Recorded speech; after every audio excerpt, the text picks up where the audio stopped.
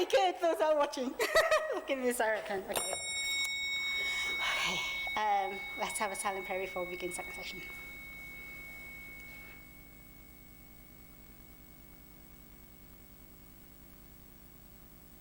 Amen. Okay, just going back to the first session. Okay, I know I kind of like went very quickly through some conditions and through autism. I was asked, is autism an illness?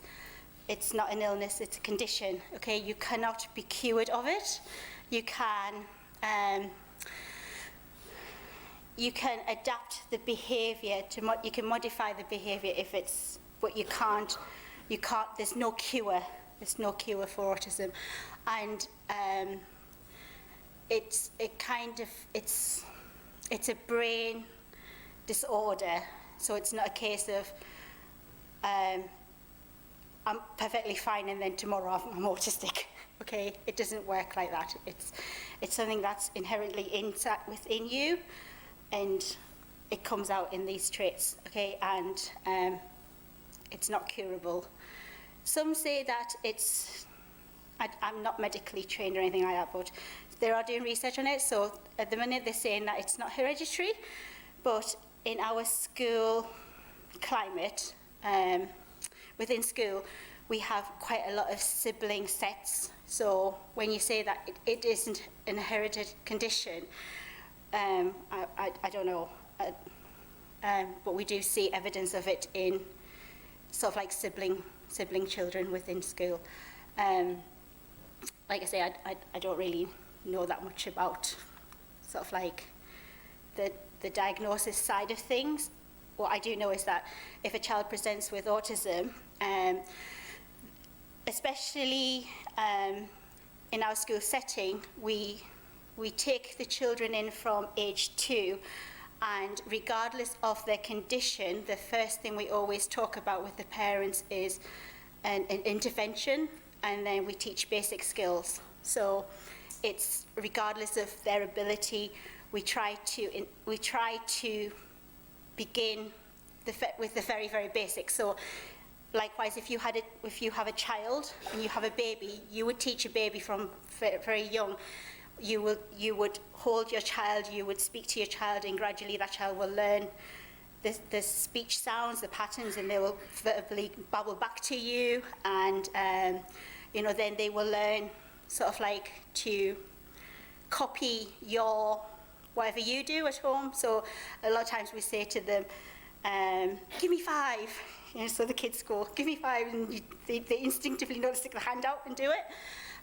But I think for some children who are born with these kind of sensory processing difficulties, their mind, they don't have the cognitive ability to process information like that. So a lot of the times when we get the children, they are kind of like they come in to school and they often are very distressed. They're kind of like running about. They have no order. So the first thing we always do is try to kind of like instill in them a routine, an order. So we come in, we say goodbye to our mums at the door, we come in, we hang our bags up, we sit on a chair, we wait, or, there's a routine, there's a setup. And gradually, through building in a routine, they learn what behaviour they should do. And so in the beginning it's called basic skills, then these move up to functioning skills, and then as they get older it becomes independent skills. Okay, so that's just a little brief blurb. Okay, so back from our 10-minute break. Okay, so when we were talking about our senses earlier, and that if our brain was working perfectly well, all our senses should be working together alongside one another. So, I can smell a chocolate cake being baked, my feet will automatically take me to that cake. My hand will reach out for that cake and take that cake and put it in my mouth, and I'll go, You know, so all those things are working together when our brain is perfectly fine and working together. But there are cases where our brains aren't working so good, and so various sensory things don't work together, coordinating with our various parts of our bodies, okay? So when we come across, so in school, when we work with our children, I think there are quite a few of you who now work in education, so in primary schools, who are teachers and things like that. I think this is probably something that you're very aware of, okay? So we always talk about sort of like this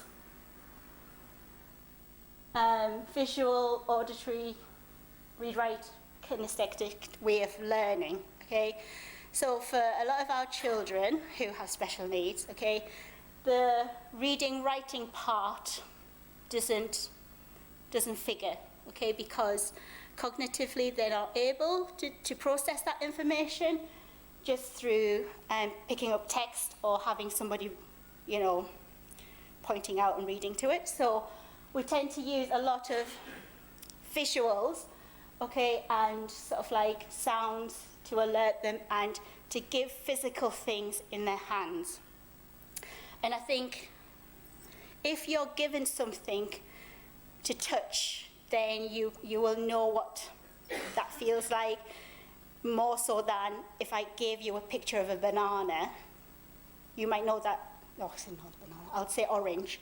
So you know that that is a picture of an orange.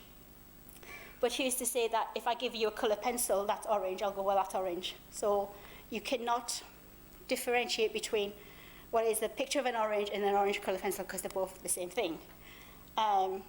So if we're talking about a kinesthetic side of learning, you would give the child a physical orange, okay, and then cut that orange up, let them smell it, taste it, touch it, feel it, what have you, okay, and then that has more meaning for them than, say, a picture of an orange. Okay, do we follow? Okay, so in terms of, I know we're talking about special needs, okay, but I feel that some of the processes that I go through in school can be adapted to use within our RE system.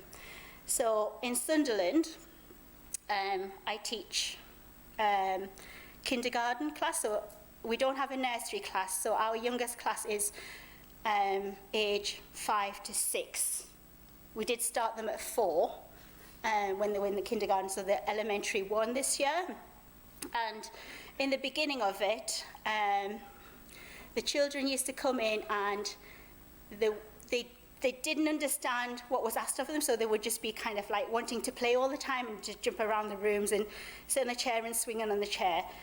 So we decided to use some of the approaches that I would have at school. So we took the furniture out first. So the beginning of the year, we just sat on the floor and we did all our lessons around on the floor. And we did a lot of singing and marching, and sort of like, because as you know, all children are quite active, young children are quite active, sorry, and they don't tend to sit still when you're asking to sit still, so we did a lot of this kind of like moving around business. And then gradually we get them to sit, and then this year we're actually all sitting around a table, and you know, we're able to have the routine of an actual RE lesson in the way that we're more used to. And I think the last few weeks it's again changed, because we've taken some non-members children who come with the grandparents are believers or members, so they're bringing along the grandchildren, and these grandchildren they're quite young, so they're under 4, but because they we're encouraging, we're allowing them to come to RE because we want to support the grandparents in bringing along these children, but also it may bring the parent in to service, because currently they kind of like mill around. So the parents are encouraged to go into service. So we're working together in the hopes that, you know, this family will come to know God and become part of the family of Christ. So these last few weeks we've had these younger children come into the class, and it was quite disruptive in the beginning because there were like criers, okay? But actually this last week, it was literally, they came through the door and it was, wah!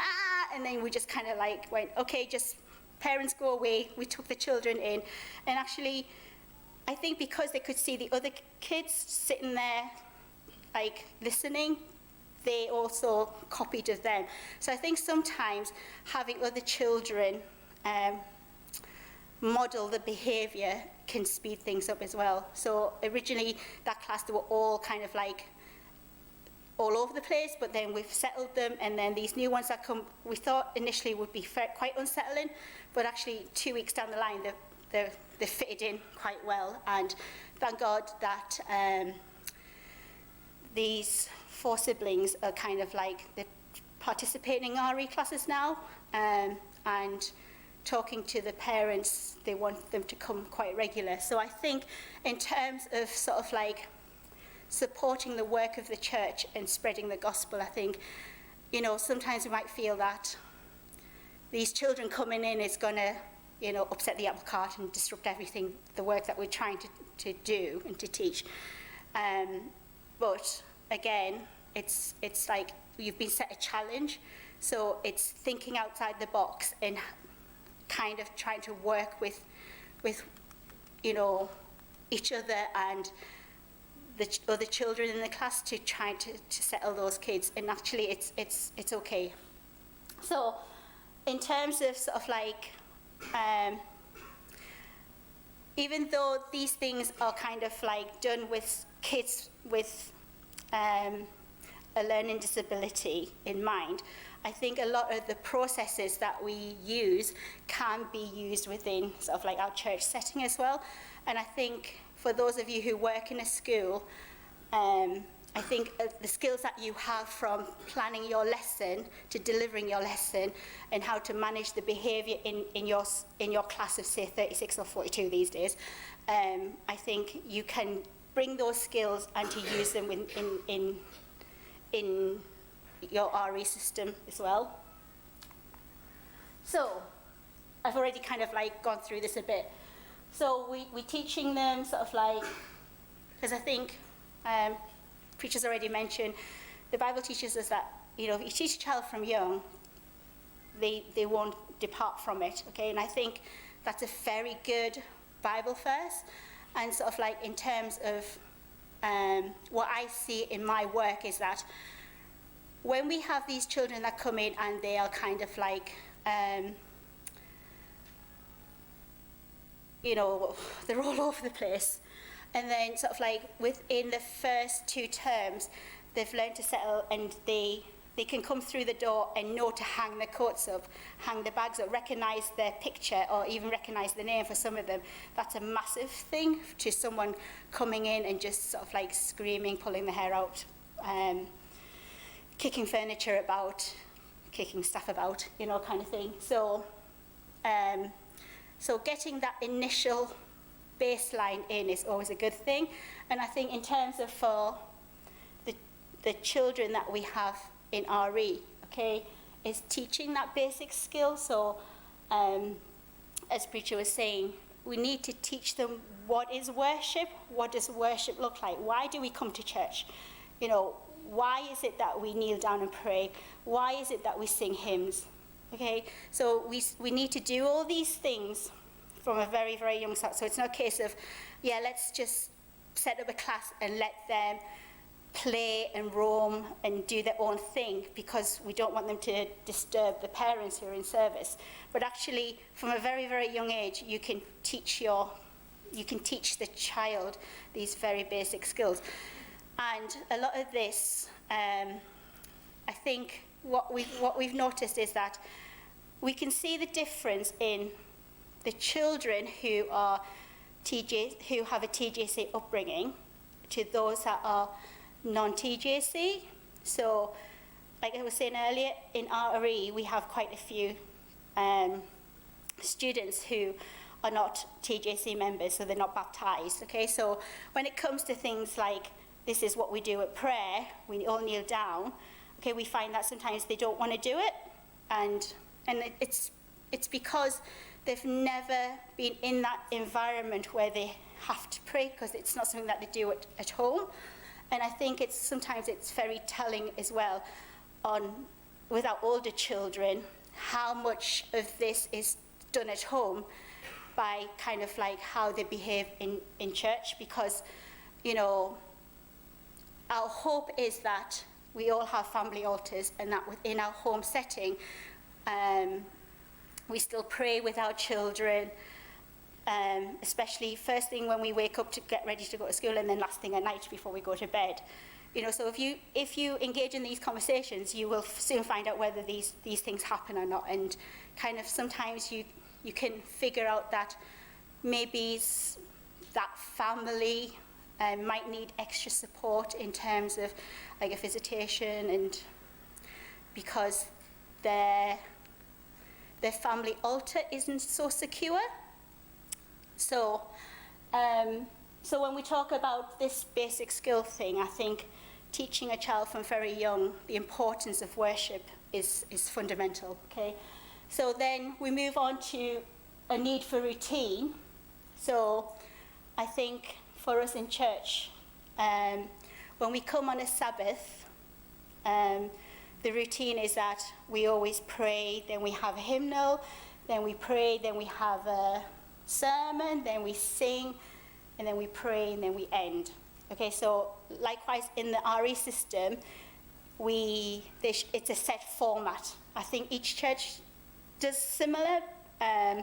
So in Sunderland, I know we kind of like, we have a assembly gathering, so we all pray together, then we go upstairs to our classrooms, we offer, then we do a hymnal, then we do we do a prayer, then we do a story, then we do another prayer, and then it's activity, and then we end.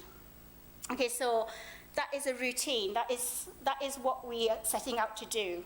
So this is the expectations we should have for the kids, so that when they come to church or they come to RE class, they know that this is not a playground, and that we're not running around, jumping on the seats and things like that.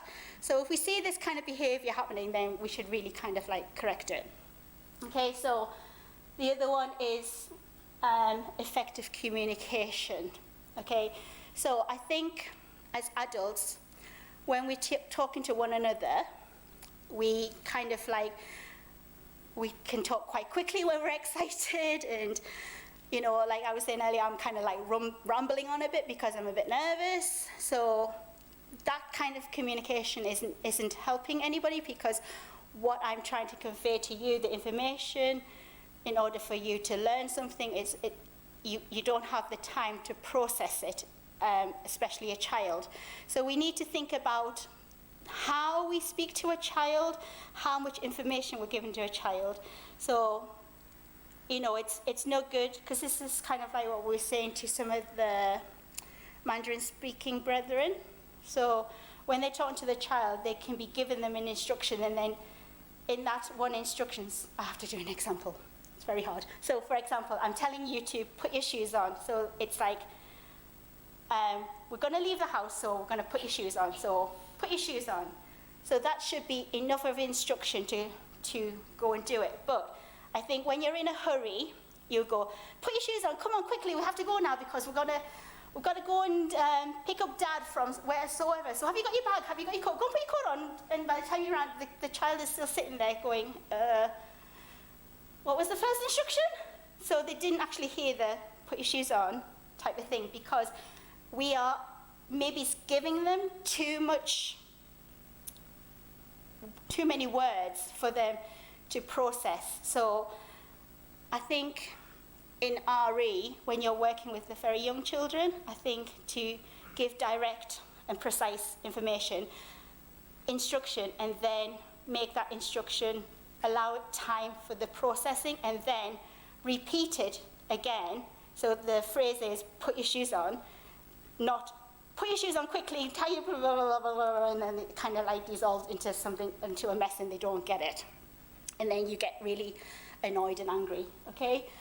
So safe space, quiet space is again about your environment. So as I was saying earlier, 2 weeks ago when these very young children came into class, okay, it was quite noisy, and they were kind of like crying quite a bit, but we kind of decided that we let them like have their cry and kind of like ignored it a little bit, because we found that the more somebody was trying to comfort them, the screams got louder. So it was a case of, okay, we're allowing you to have that little bit of time just to just watch what we're doing and then stop crying. And then eventually, because they could see that we were having a nice time singing hymns, they did stop crying, they started listening. And the younger brother actually came and joined in, but the bigger one didn't. But again, it's sort of like, you need to work with it. And if it gets too bad, then yeah, take them out, because at that point you're going to be causing distress to what's happening in classroom, to the distress of the child, so you might need to remove them. Okay, so we're talking about routine, and because we're also talking about special needs children, or we may need to kind of like think of the ways we should be teaching our children, in terms of if they don't have that processing skill, the cognitive skills, okay? So in school, we use a lot of kind of like signs and symbols. So I am quite lucky that we have this app, so I just pull these things off. So for those that can't read, okay, they understand the symbols. So we say that, you know, we're singing, and then we're going to pray, and then we'll have a lesson, then we'll have a prayer. Okay, so we have the other children doing this as well. So everybody's doing the same thing. So that child who isn't willing to participate or doesn't have an understanding of what's going on, they can watch the other kids and copy of them. So when we've had Mandarin-speaking children, because we can't converse with them, I found that using sort of like imagery, signs and symbols, actually it was quite a good way to communicate with them. Okay, so I've done about the communication bit. I was talking about that earlier. So, yeah. The thing about allowing time for processing and then using cues. So if you notice that in church, we do a lot of this to draw people's attention. So having, you know, cues for things. Okay, and then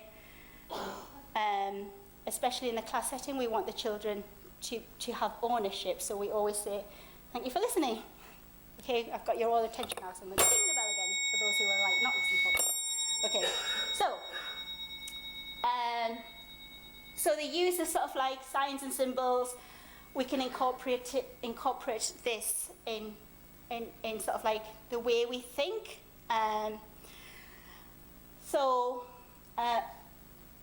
One of the issues, well not issues, one of the things that came up when we were talking about the Mandarin speaking, they were saying that they find that the children, you know, in service can be quite disruptive because they were doing their own thing, they were playing on mobile phones and what have you. You know, how do we stop this? And I said, well, you know, they need to be taught that during a service time, we shouldn't even be giving them the mobile phones to play games and things like that on. And again, it's about modelling that behaviour. So if they see an adult doing it, then they're going to think it's perfectly acceptable. And I think the mindset of an adult, you think, oh, well, I'm going to sort of like give them a distraction because they're not going to sit and listen. So I give them an iPad as a distraction, and that keeps them calm. But actually, that iPad is going to be proven to be more of a distraction than a good thing in terms of a service. And they need to learn that in service, it's not an iPad playing time. So I think it's like give them a visual reminder that this is why we come to church, okay, and then establishing the reasons and talking to them if they have that ability of understanding to actually say to them, why do we come to church? Okay, why is it that we pray? Ask those questions and involve them in speaking out. Because I think what we find as the children get older in your RE classes, when you ask a question, nobody says anything.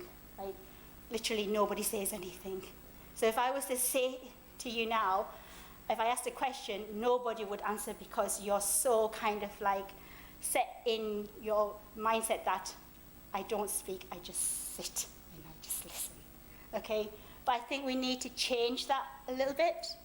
Okay, so these are just some examples of, of kind of like what we can do. And, if somebody is talking during a service and actually it's more disruptive, can't say that word.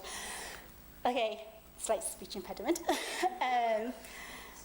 It's like if you're going shh, mojo, it's actually causing more of an issue than that child going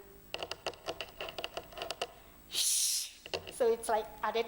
So, sometimes we can give them little cards to carry and you can just sort of like stick a thing on if you had Velcro boards. So you can just reminder, as a reminder. So in class, if you're teaching a lesson and you find that there's certain people thinking, so rather than going up to them, you can actually just draw their attention to, So there are kind of like things that you can do and put in place, and you don't have to use these kind of like symbols to do it. So that was the behaviour thing I was talking about earlier. Do you want to have a quick read of that?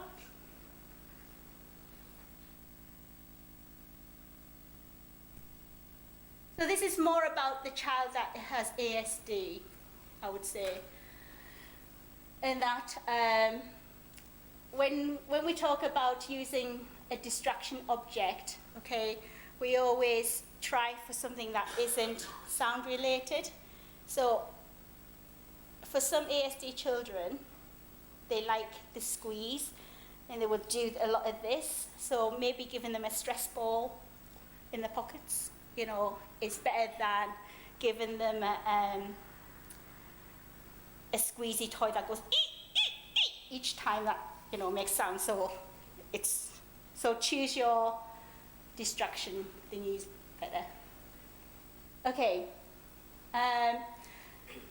So again, I think I kind of like mentioned this a little bit about having to, in your RE class situation, we may not have children that have severe learning difficulties, but you might find that there are a certain child that is, say, a little bit disruptive. Why can't I say that word? Somebody help me out. Disruptive, okay? So rather than allowing that child to carry on, you can think of ways to change that behaviour, okay? So in Sunderland we did have one, a child similar like this, and that, and then we found that if he was giving some responsibility, it kind of like stopped his need to seek attention because he was waiting for the adult to kind of like give him some responsibility. So it wasn't a case of me. So it was kind of like, we waited for him to be quiet, then we say, okay, can you do this? So it gives him a purpose, okay? So I think as RE teachers,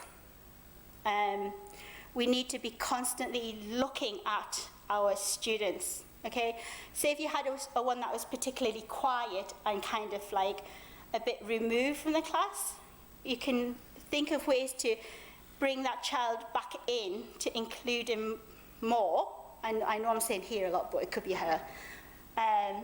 Or you can ask another child, say the child who is very kind of like boisterous and wanting to be helpful, buddy him up with that person who's the quieter one.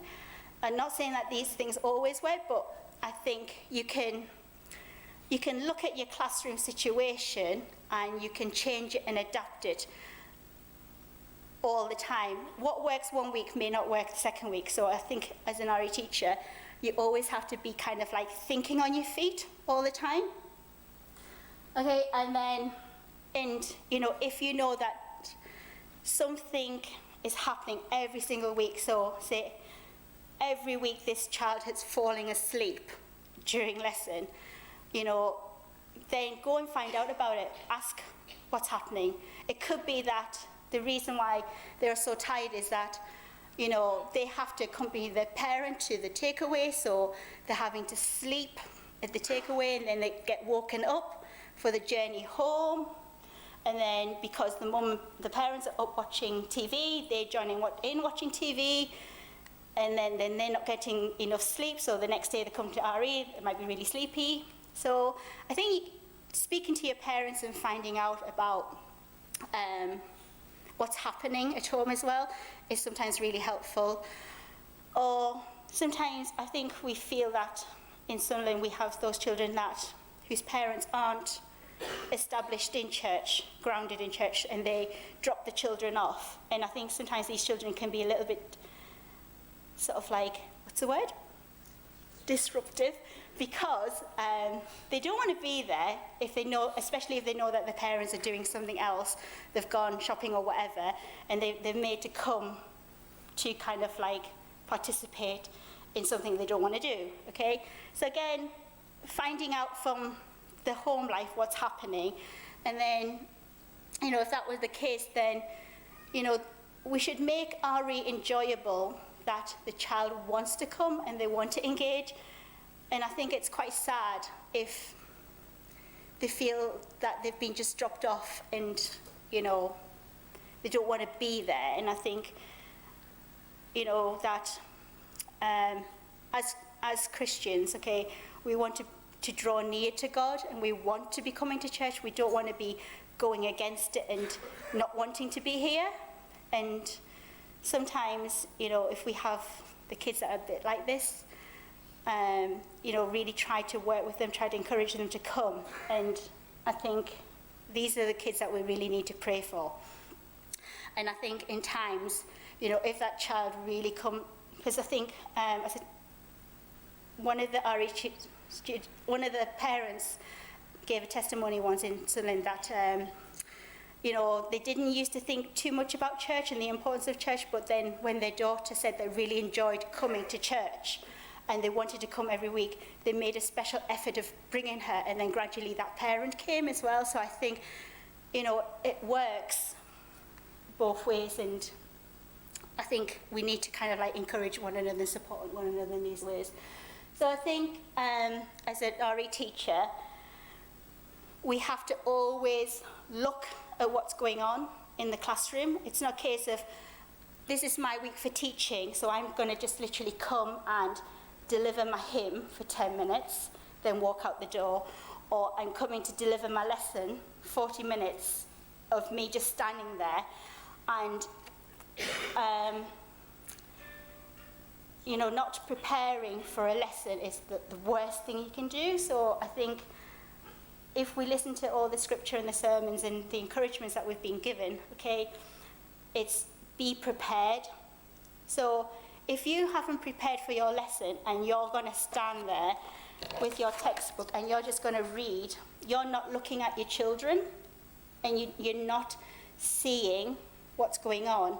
So I think sometimes having visuals, okay, is a good thing for the teachers as well, because you may have learnt your lesson, but then there are certain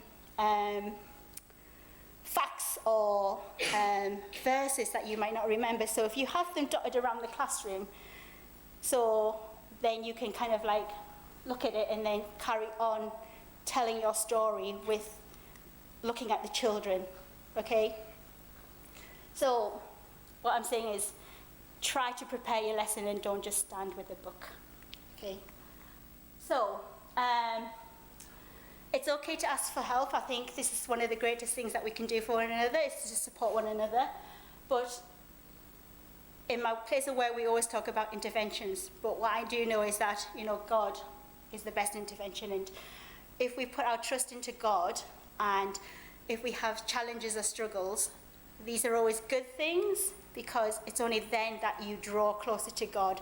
So if you're struggling in your RE class and you turn to your colleagues, for your co-workers, for support, okay, and between you can't find a solution, then kneel down and pray.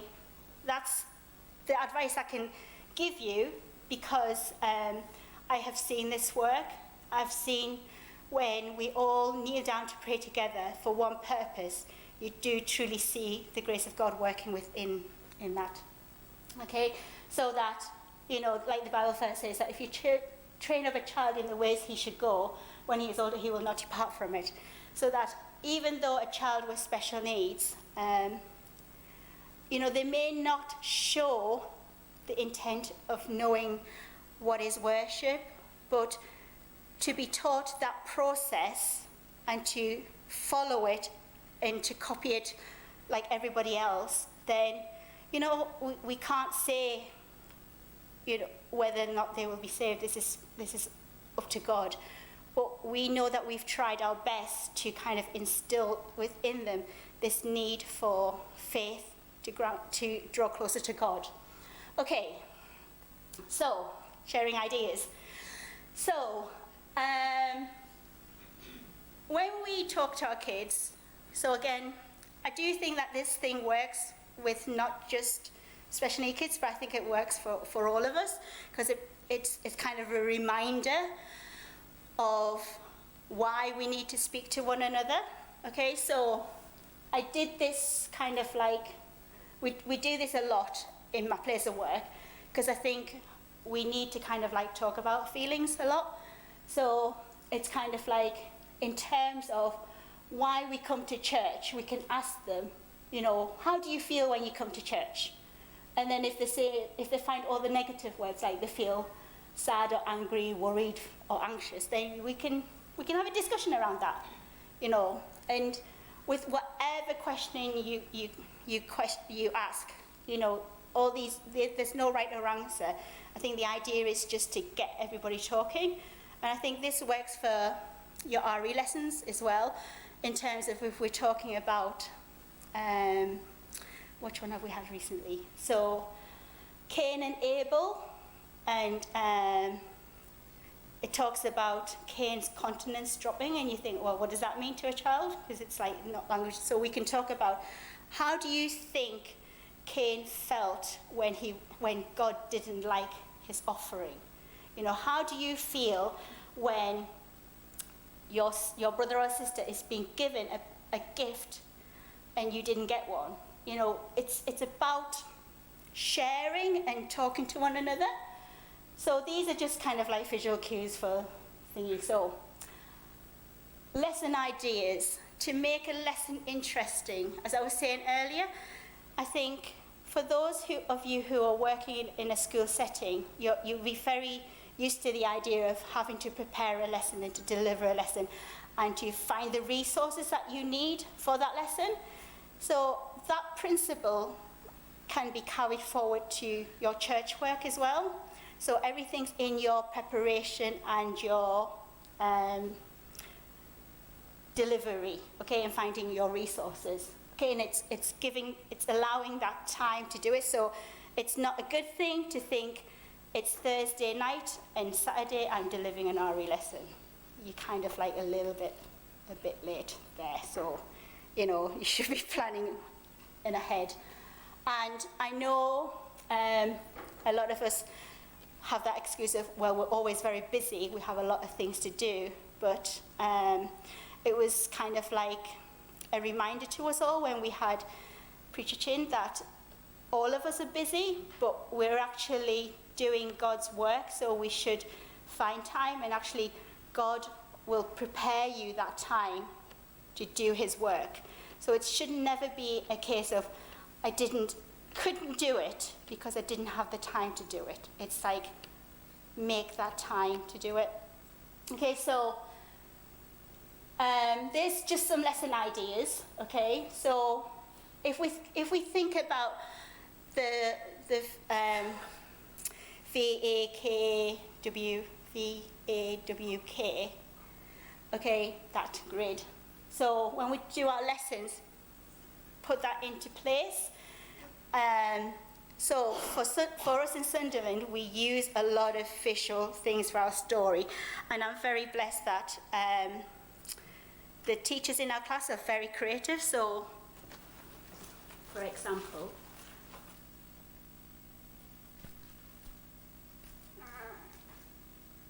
okay, story of Caleb, Spies and Rahab. Okay, so we have a character that they made. Okay, then so it doesn't have to be super creative stuff, because these are just the 10 spies. Okay, just so it's physical, having things to help you, sort of like story words.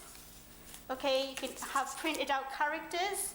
Okay, and then actual have physical things like the red cord. Okay, so it's just thinking ahead and planning your lesson to make it interesting. And even though we've done this for a lot of the younger children, it actually is still worth doing with the older ones, because I think for some of them, just sitting sometimes doesn't kind of like get the mind working.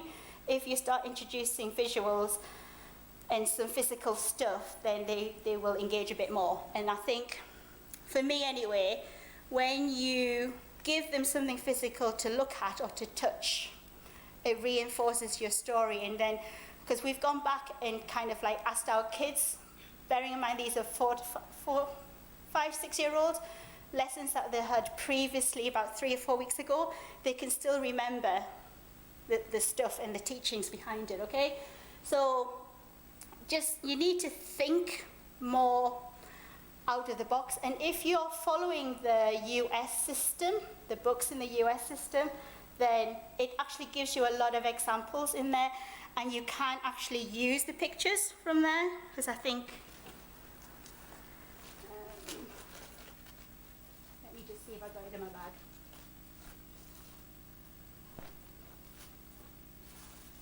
Okay, I don't have it, but you can print out the pictures and then cut them up and stick them on cereal boxes and things. That's what they are, cereal boxes. City of Jericho. Okay, and to make it interesting, you can post them around different areas of your classroom. So when you say, the spies went to Jericho, then we can all make that directional journey. So it kind of like, if you've got children that are quite active, it gets them involved in doing stuff. Okay, so things like, so you can read from the examples there. Okay, I do quite like looking at the hairier ones. It's really funny because you get all the kids doing this and they go, who's the hairier one? Who can be Esau? Okay, so basically, I've just given a few examples. So what might that story be? You can all shout out. Okay, 2 fishes and 5 loaves. Okay, it's our story about bread. Okay, so examples, so we're talking about temptation, give them a picture, and then you can just say to them, what's happening in this picture? Get them talking about it. Okay, and then we can talk about temptation. Okay, so again, these are just examples of things that we've used to highlight that, fighting and arguing is bad, and it makes everybody sad. Okay, about being kind makes everybody happy. So again, it's not necessarily about able to read the words, but it's giving you a visual key.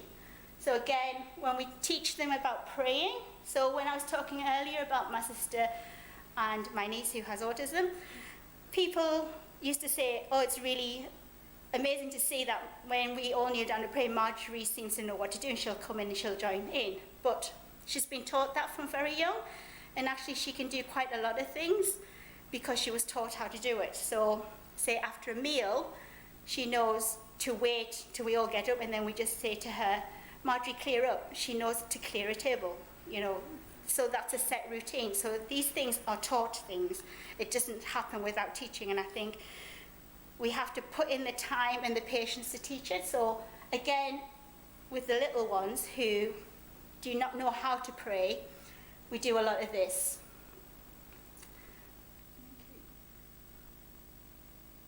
Okay, so again, having a visual timetable, a cue to, we come in, we offer, we have a hymn, then we have prayer, then we have story. Again, oh, sorry, gone a bit too fast. So, these are just ideas that we use in a special educational setting to help give our children some skills and some independence and to communicate. And I think these things can be adapted for church use, especially when we're teaching the children who may not be kind of like familiar with worship, and it gives them a cue. So, again, you don't have to do it. This is a Chinese hymn. Does anybody know where it is? Just by looking at your pictures. Have we got any Zimois from? Anybody?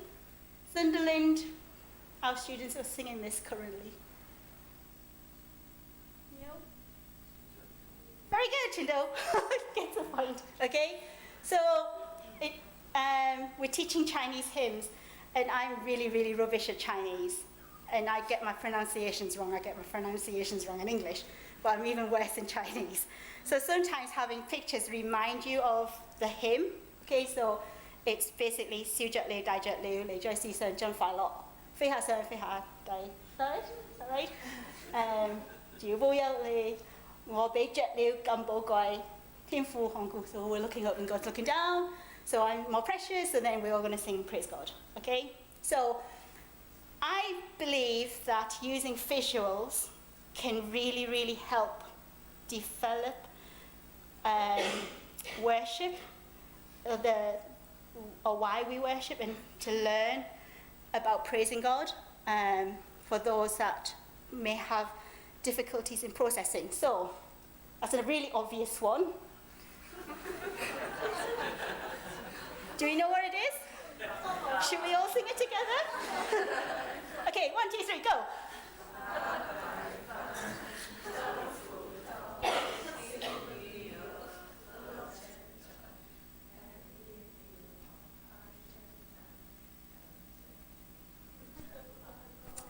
Praise the Lord. Very good. Okay, so like I said, we can use a lot of visuals to help our process of teaching the children what we want them to learn, or what we want them to get from an RE session, okay, an RE class. So this is basically teaching them 10 commandments, okay, so second commandment, third commandment.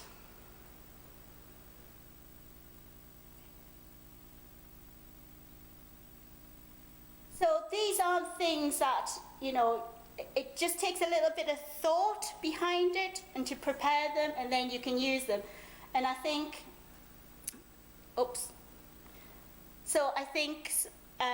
once you've prepared it, you can store up your banks of stuff, so you will always have them.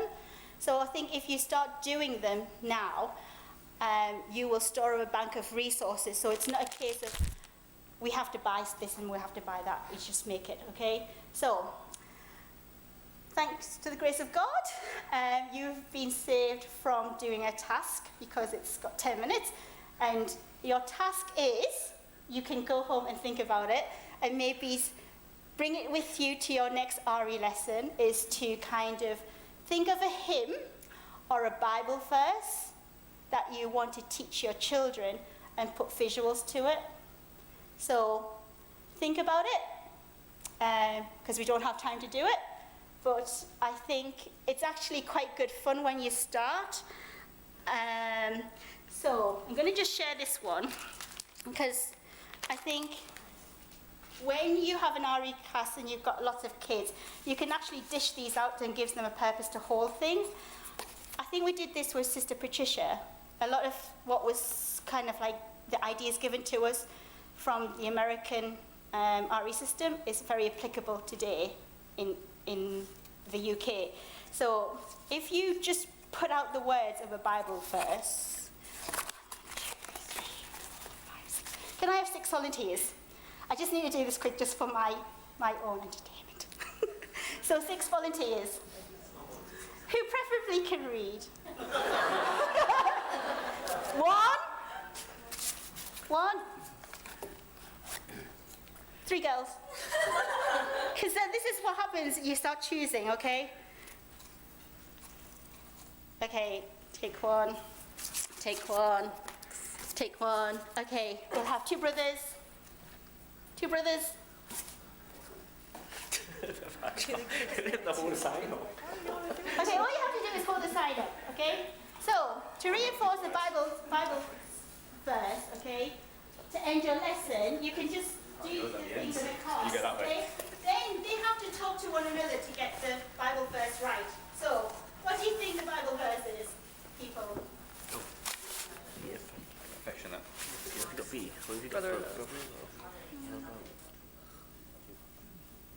It's correct? affectionate, good. But I might not have to move. Be kind. Okay, let's see. Let's choose a reader.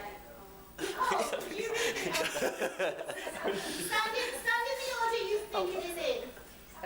Okay, Nicole, can you read? Hi. Again.